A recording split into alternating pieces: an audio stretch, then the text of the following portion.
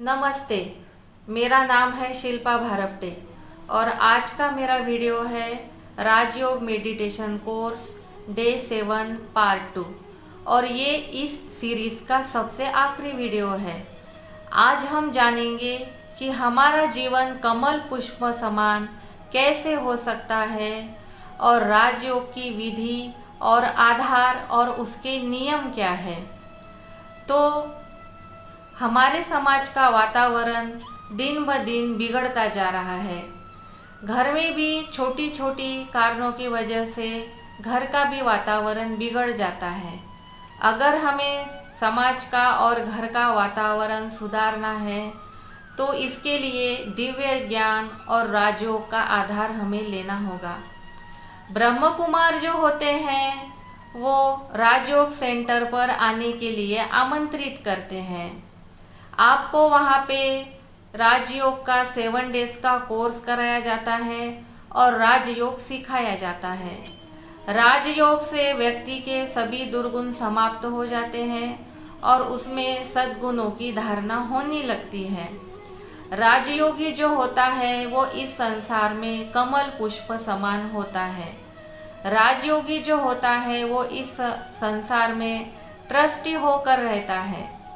कमल पुष्प हमेशा कीचड़ में खिला हुआ होता है, लेकिन उसके बाकी के अवयव या संबंधी जो है वो नीचे कीचड़ में होते हैं, लेकिन वो उस कीचड़ से अलिप्त हमेशा पानी के ऊपर ही खिलता है। तो हमें भी इस संसार में रहना है, लेकिन इस संसार के कीचड़ से दुर्गुणों से अलिप्त रहना है। वैसे ही हमें ट्रस्टी होकर भी रहना है।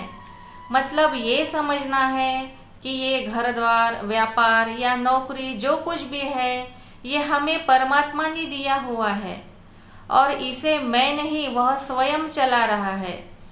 जब भी मेरा कुछ है ही नहीं, सब कुछ परमात्मा का दिया है, तो नुकसान भी उसका और फायदा भी उसका। ऐसी धारणा करने से हम सुख दुख में समान रहते हैं और सुख दुख से परे हो जाते हैं। जब हमारा कुछ है ही नहीं, हमें सिर्फ ट्रस्टी होकर रहना है, तो नुकसान और फायदा हमारा नहीं होता, तो हमें सुख और दुख भी नहीं होना चाहिए। तो हम हैं ट्रस्टी, इस संसार को संभालने वाले। अब हम जानेंगे कि राजयोग क्या है और हमें राजयोग की ज़रूरत क्या है। गृहिणियों की राजयोग की क्या ज़रूरत है?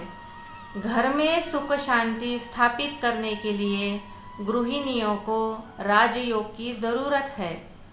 भाइयों को जो नौकरी करते हैं, जो व्यापार करते हैं, उन्हें अपना कार्य व्यवहार ठीक से और सटीक संभालने के लिए राजयोग की ज़रूरत है। विद्यार्थियों को, बच्चों को अपनी पढ़ाई एकाग्रचित्त करने के लिए राजयोग की ज़रूरत है। राजयोग सभी योग का राजा है, इसलिए इसे राजयोग कहा जाता है।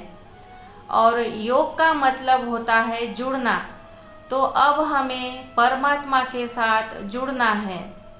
परमात्मा के साथ जुड़ने के लिए उसके साथ सभी संबंध स्थापित करना बहुत ज़रूरी है। उसे अपना माता पिता, सखा, सदगुरु, भाई बहन सब कुछ मान के चलना है। और जिसके साथ संबंध जोड़ना होता है उसकी भी जानकारी होना बहुत ज़रूरी होती है। तो परमात्मा परे ते परे परम धाम में रहते हैं, उनका नाम शिव परमात्मा है और उनका दिव्य कर्तव्य है इस धरा पर सतयुग स्थापन करना। अब हमें उनकी पहचान मिल गई है और शिव परमात्मा ज्योतिर्बिंदु स्वरूप होते हैं, तो उनके बारे में जानकारी मिल गई है। तो उनके साथ अब हमें सभी संबंध जोड़ने हैं। सभी संबंध जोड़ने के बाद हमें सभी संबंधों का आनंद परमात्मा से मिलता है। इससे हमारा जीवन आनंद से भर जाता है। अब हम जानेंगे कि राजयोग के 4 मुख्य स्तंभ या नियम कौन से हैं। राजयोग के 4 मुख्य स्तंभ है। पवित्रता या तो ब्रह्मचर्य, दिव्य गुण, सतगुण और सात्विक आहार। इसमें आती है सबसे मुख्य है ब्रह्मचर्य या पवित्रता। राजयोगी जो होता है उसकी दृष्टि हमेशा पवित्र होती है। वो अपने साथ रहने वाले सभी देहधारी आत्माओं को आत्मा मान के चलता है। वह सभी को अपने भाई भाई के दृष्टि से देखता है। भोग विलास और दैहिक सौंदर्य उसको आकर्षित नहीं करते हैं। वह परमात्मा के साथ सभी संबंध का आनंद लेता है। इसीलिए उसके जीवन में ब्रह्मचर्य या तो पवित्रता की स्थापना हो जाती है। इस वजह से उसमें कुछ अलौकिक गुण और शक्तियाँ स्थापित हो जाती है। राजयोगी मनसा वाचा कर्मणा पवित्र होते हैं, मतलब वो मन से, कर्म से और वाचा से भी किसी को दुख देने का विचार नहीं कर सकते। हमारा अगला स्तंभ है सात्विक आहार। आप लोगों ने ये कहावत तो सुनी होगी, जैसा अन्न वैसा मन। मतलब जैसा अन्न होता है वैसा हमारा मन हो जाता है। इसलिए हमारा आहार सात्विक होना बहुत ज़रूरी है। अगर हम विकारी आहार का सेवन करते हैं तो मन में भी विकार उत्पन्न होने लगते हैं। प्याज लहसुन खाने से, मांस मटन खाने से मनोविकार बढ़ते हैं। इसलिए हमें ऐसे आहार को वर्ज्य करना चाहिए।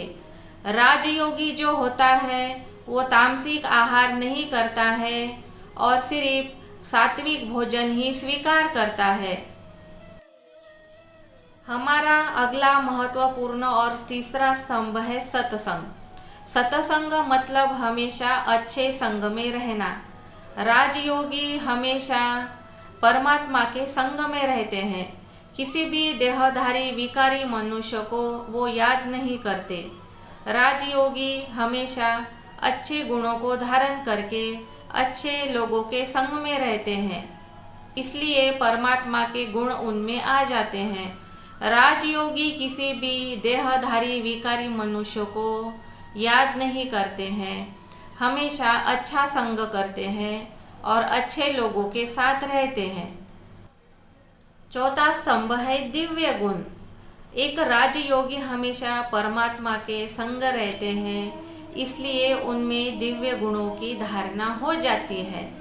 दिव्य गुण मतलब धैर्यता, गंभीरता, सहनशीलता, विनम्रता, हर्षित मुक्ता, इन गुणों को कहते हैं दिव्य गुण। इन गुणों की धारणा हो जाने के बाद राजयोगी एक संपूर्ण व्यक्ति बन जाता है और अपने आसपास की दुखी आत्माओं को भी इन गुणों का दान देके उनके दुखों को कम करता है तथा इस सृष्टि को भी पॉजिटिव वाइब्रेशन देकर सृष्टि का नवनिर्माण करता है। तो ये था राजयोग के 4 स्तंभ जो मैंने आपको बताए। राजयोग के अभ्यास से अष्ट शक्तियों की प्राप्ति होती है। वो अष्ट शक्तियाँ कौन सी है ये मैं आपको बताती हूँ। सबसे पहले शक्ति है विस्तार को संकीर्ण करने की शक्ति।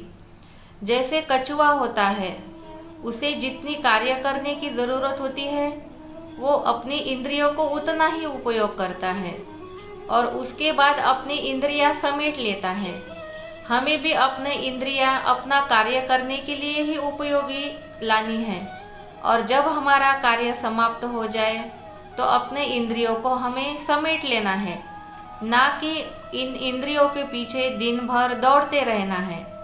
इसके बाद की शक्ति है समेटने की शक्ति। याद रखिए कि हमें एक दिन इस शरीर को छोड़ के जाना है। मतलब पूरे जीवन काल में जो भी हमने पाप पुण्य किए हैं उनको समेट के हमें इस दुनिया को छोड़ना है। इसे कहते हैं समेटने की शक्ति। इसके बाद आती है सहन शक्ति। सहन शक्ति, जब किसी पेड़ को हम पत्थर मारते हैं तो फिर भी हमें वो फल देता है, तो हमें पेड़ की तरह सहनशील बनना है। अगली शक्ति है समाने की शक्ति। समुंदर जो होता है उसमें कई सारी नदियों का पानी समा जाता है, तो हम में भी समाने की शक्ति होनी चाहिए। बहुत सी अच्छी बुरी घटनाएं हमारे जीवन में घटती है, उन्हें समाने की कला हमें आनी चाहिए। उसके बाद की शक्ति है परखने की शक्ति। हमारे लिए अच्छा क्या है, बुरा क्या है, ये परखना हमें आना चाहिए। इसे कहते हैं परखने की शक्ति। गलत और सही समझ में आना चाहिए। उसके बाद आती है निर्णय करने की शक्ति। कोई भी समस्या हो, कोई भी सिचुएशन हो, तो उस सिचुएशन में क्या निर्णय लेना चाहिए, वो निर्णय सही है या गलत है, ये समझने की शक्ति हम में होनी चाहिए। उसके बाद आती है सामना करने की शक्ति।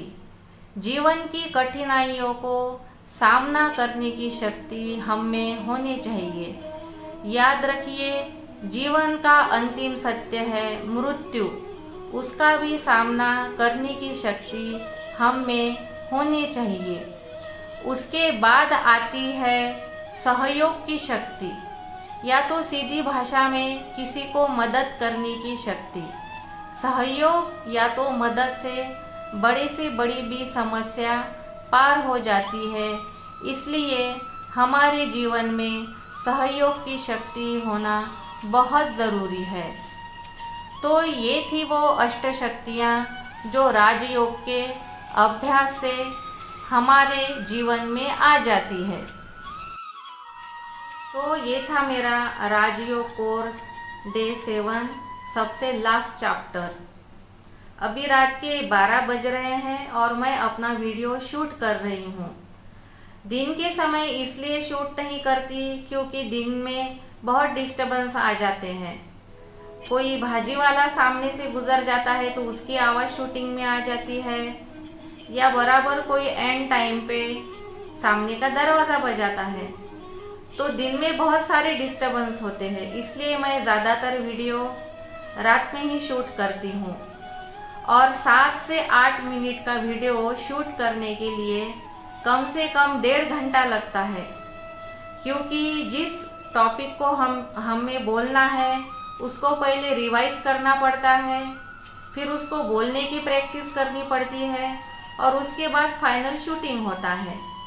तो एक एक टॉपिक को रिवाइज करना, बोलना और बाद में शूट करना, तो इसमें कम से कम 1.5 घंटा निकल जाता है। तो बहुत मेहनत की बात है। इसलिए आप मेरे वीडियो को लाइक और शेयर कीजिए और मेरे चैनल को सब्सक्राइब कीजिए। गुड नाइट एंड ओम शांति।